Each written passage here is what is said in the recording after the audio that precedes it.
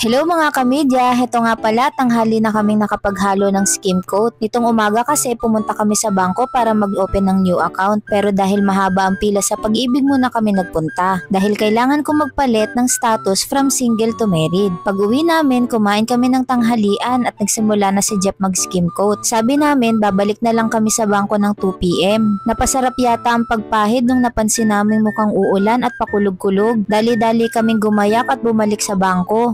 Buksan pa nga ako ng gwardiya, dalawa pa sila. Paglapit ko nga ay, Diyos mio, close na pala. Hanggang 3 PM lang daw at cut off na. Oo, 10 minutes akong late. Kaya pa uwi, inaya ko na lang si Jeff mag-ice cream. Cornetto ang napili naming kainin. Habang pumapatak nga ang ulan dahil stranded kami. Minalas man, masaya pa din pa uwi dahil tuloy ang pagpahid. Excited nga magpahid yan si Jeff dahil gusto na agad magamit yung hagdan. Ngayon nga lang kami bumili nito at talaga namang napagaan nito ang trabaho at madaling gamitin. Tuwing aakyat nga siya, panatag akong hindi siya mahuhulog at ma-outbalance. Dati kasi kung saan-saan yan tumutungtong, maabot lang yung ginagawa niya. Safety at time saver talaga ang bagong hagdan na nabili namin sa halagang 1,800 pesos. Ito nga at ang puti na ng bahay.